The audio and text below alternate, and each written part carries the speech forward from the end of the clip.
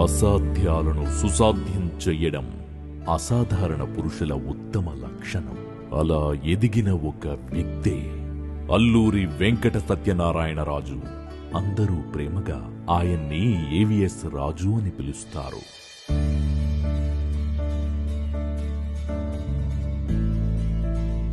ఆంధ్రప్రదేశ్ రాష్ట్రం తూర్పుగోదావరి జిల్లాలో అంతర్వేదిపాలెం అనే ఒక చిన్న ప్రశాంతమైన గ్రామంలో స్వాతంత్ర్యానికి ముందు అల్లూరి వారి కుటుంబంలో ఆనందకిరణాలు ఉదయించాయి.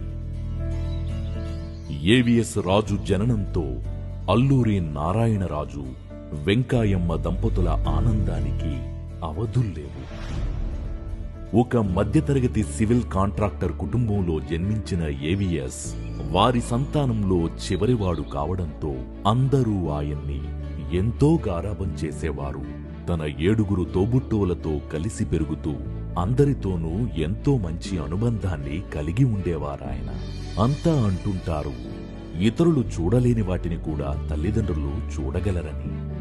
ఎంతో చురుకుగా చలాకీగా ఉండే ఏవిఎస్ అన్ని పనుల్లో సహాయం చేసే విధానం, ఏ పని మీదైనా ఆయన పెట్టే శ్రద్ధ నారాయణరాజు, వెంకాయమ్మ దంపతులను ఆశ్చర్యపరిచేది. స్వాభావికంగా అలవడిన ఈ లక్షణాల వల్ల చురుగ్గా ఉండే ఏవిఎస్ తన 7 పిల్లల కంటే విభిన్నంగా కనిపించేవారు. 1943వ సంవత్సరంలో ఏవిఎస్ తన ఇంటికి 3 కిలోమీటర్ల దూరంలో ఉన్న ప్రభుత్వ ప్రాథమిక పాఠశాలలో చేరారు. స్నేహితులతో కలిసి పాఠశాలకు నడిచి వెళ్లటం ఆయనకెంతో ఇష్టం. ఆ చిన్న వయసులోనే ప్రకృతిని ఆస్వాదించడం, స్నేహితులతో సరదాగా గడపడం ఆయనకిష్టమైన వ్యాపకాలు.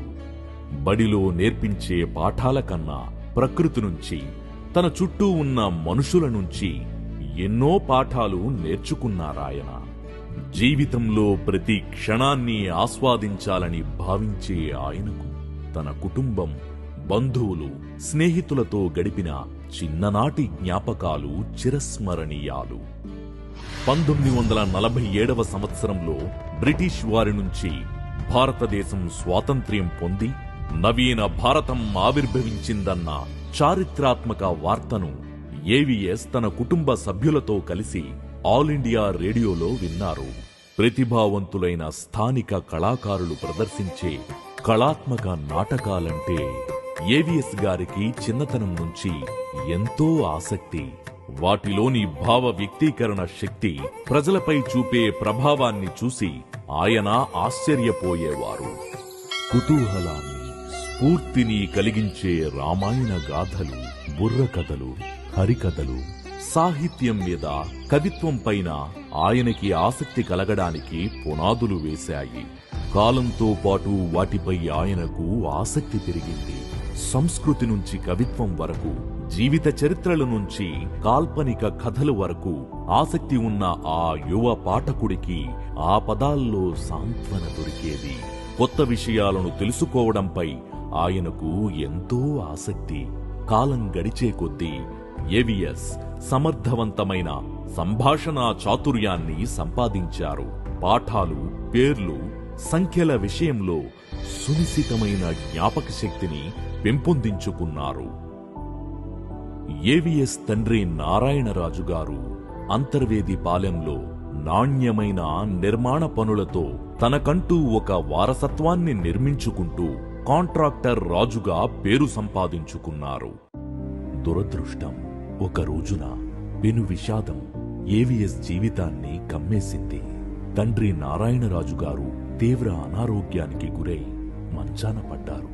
మనస్తాపానికి గురైన ఏవిఎస్ తప్పనిసరి పరిస్థితుల్లో చదువును వదిలేసి తండ్రికి తోడుగా ఉందామని నిర్ణయించుకున్నారు.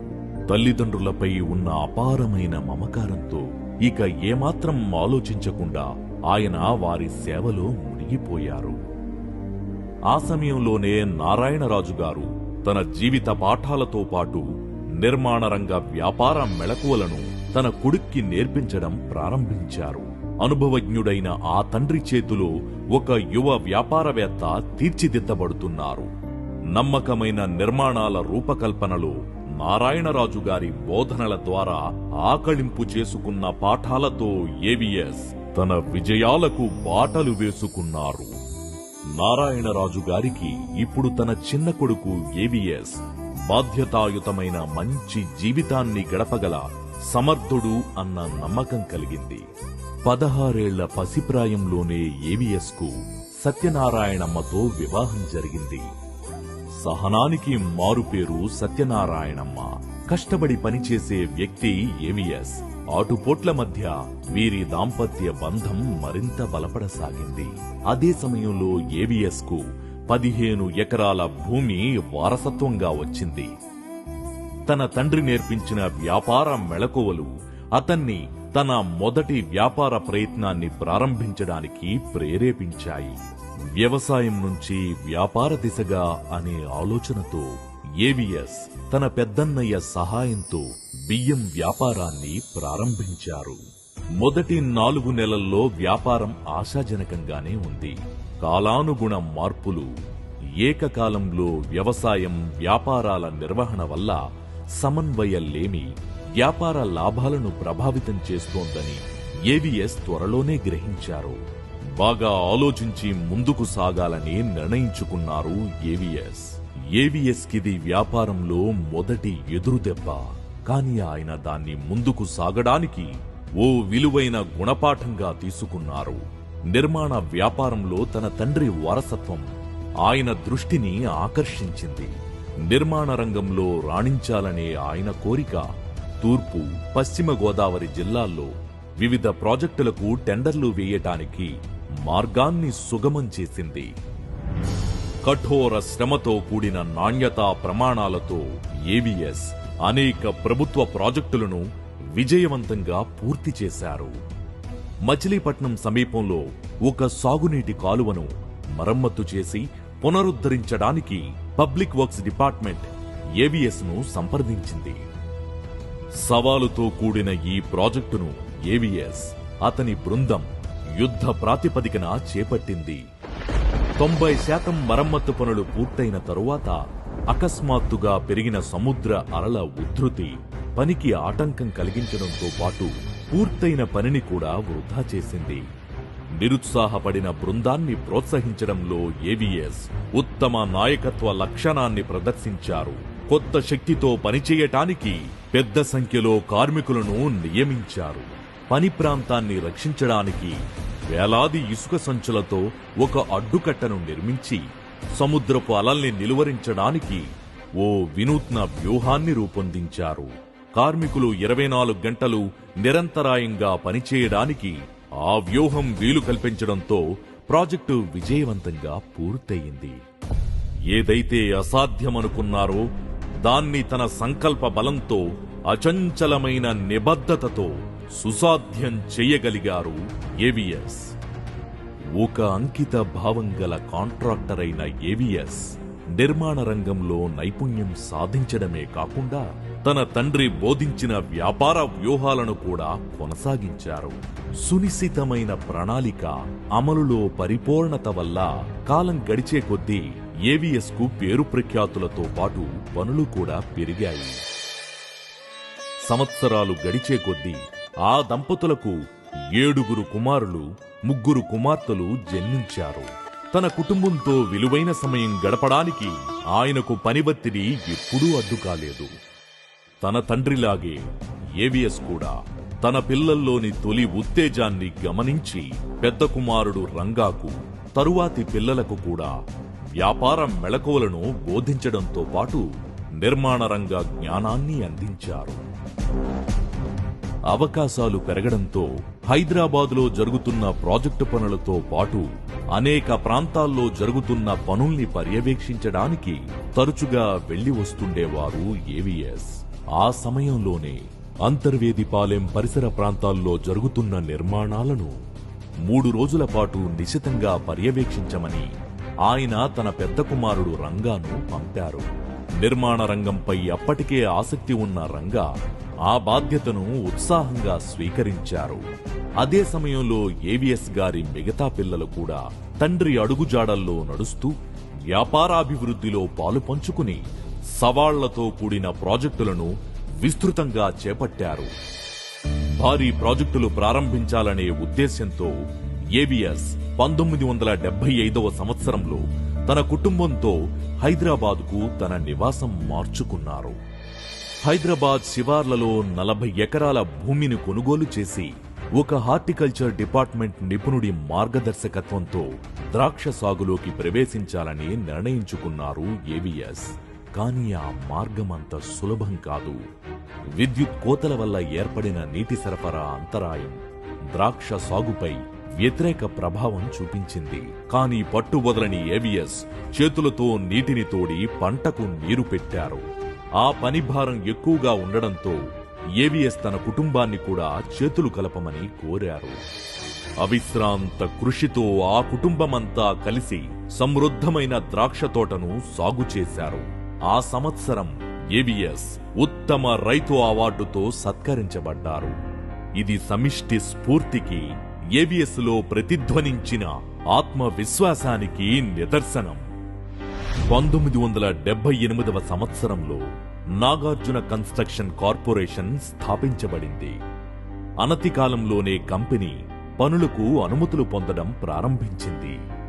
ఏవిఎస్ కొత్త ఉత్సాహంతో భారీ నిర్మాణాల ప్రాజెక్టుల కోసం ప్రయత్నాలు మొదలుపెట్టారు.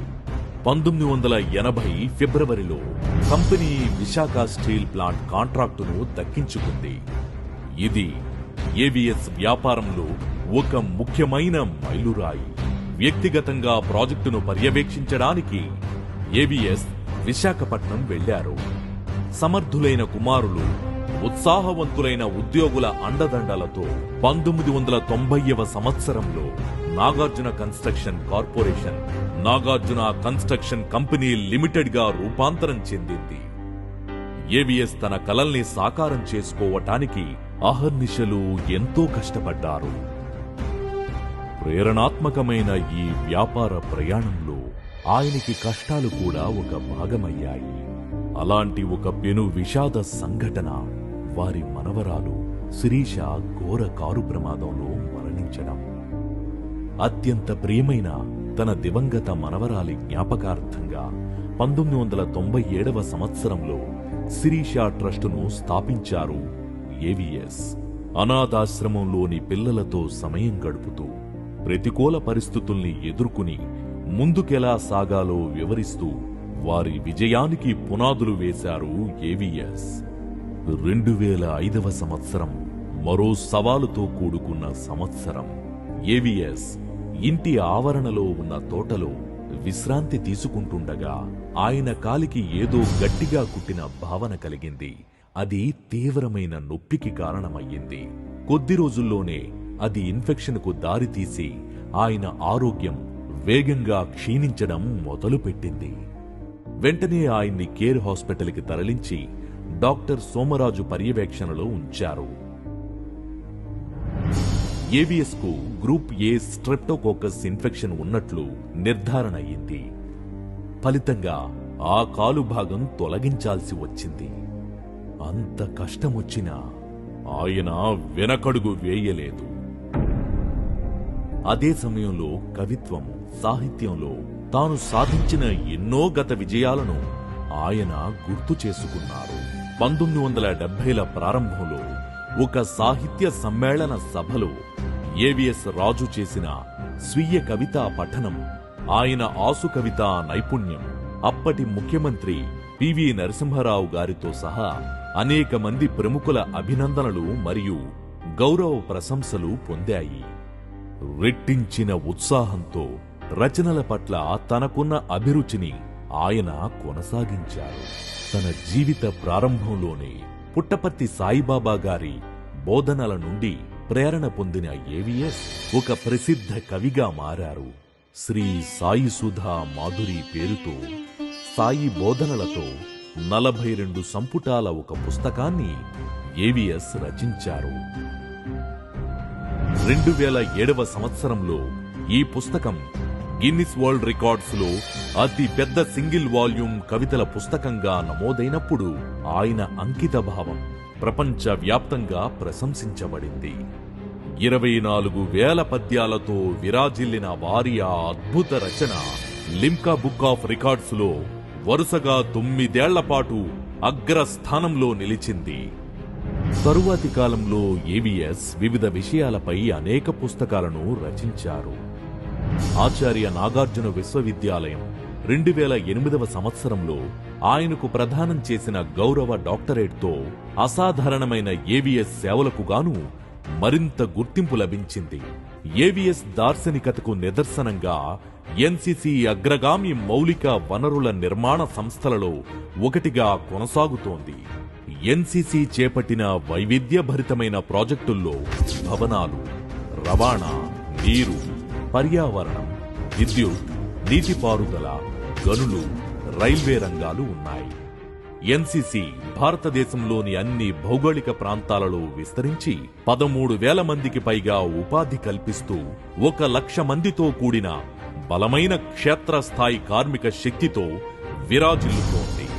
సమాజానికి తిరిగి ఇవ్వాలనే సదాలోచనతో ఎన్సిసి వివిధ సామాజిక సేవా కార్యక్రమాల ద్వారా విద్య, నైపుణ్యాభివృద్ధి, ఆరోగ్యం, గ్రామీణ మౌలిక సదుపాయాలు, పర్యావరణ రంగాల్లో అందిస్తోన్న సేవలు ప్రజల జీవితాలపై సానుకూల ప్రభావాన్ని చూపుతున్నాయి.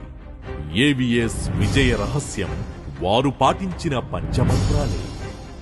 ఫలితాల కొరకు పథకం రచించండి, కేవలం కార్యకలాపాల కోసం కాదు. కామన్ సెన్స్ సర్వసాధారణం కాదు. ఒక్కొక్క పనే చేయండి, ముందు చేయవలసిన పని ముందు. కఠోర పరిశ్రమకు ప్రత్యామ్నాయం లేదు. మీ అడ్డంకుల్ని తొలగించుకోండి, వాటిని అవకాశాలుగా మార్చుకోండి. వ్యాపార పారిశ్రామిక రంగాల్లో వారు చేసిన గణనీయమైన కృషికి గాను భారత ప్రభుత్వం 2010వ సంవత్సరంలో డాక్టర్ ఏవిఎస్ రాజుకు ప్రతిష్టాత్మక పద్మశ్రీ అవార్డును ప్రదానం చేసింది. 2023వ సంవత్సరంలో శ్రీ అల్లూరి సీతారామరాజు 125వ జయంతి సందర్భంగా భారత రాష్ట్రపతిచే డాక్టర్ ఏవిఎస్ రాజు సత్కరించబడ్డారు. డాక్టర్ ఏవిఎస్ రాజు ఒక విజయవంతమైన వ్యాపారవేత్త మాత్రమే కాదు, కవిగా, తత్వవేత్తగా, స్ఫూర్తిదాయకమైన వ్యక్తిత్వం కలిగిన బహుముఖ ప్రజ్ఞాశాలి. డాక్టర్ ఏవిఎస్ రాజు గారి జీవన గమనం ప్రేరణాత్మకం, ప్రబోధాత్మకం. డాక్టర్ ఏవిఎస్ రాజు గారి జీవిత పాఠాలతో ప్రేరణ పొందిన ఆయన కుటుంబ సభ్యులు 2వ తరం వ్యాపారవేత్తలుగా ఎదిగారు. 3వ తరం, 2వ తరంతో చేతులు కలిపి ఆయన వ్యాపార సామ్రాజ్యాన్ని ప్రగతి పథంలో నడిపిస్తున్నందుకు డాక్టర్ ఏవిఎస్ రాజు ఎంతో గర్వపడుతున్నారు. డాక్టర్ ఏవిఎస్ పురోగమన ప్రస్థానం, వారసత్వం ఎన్సిసి విజయంలోని ప్రతి అడుగులోనూ ప్రతిబింబిస్తూనే ఉంటాయి.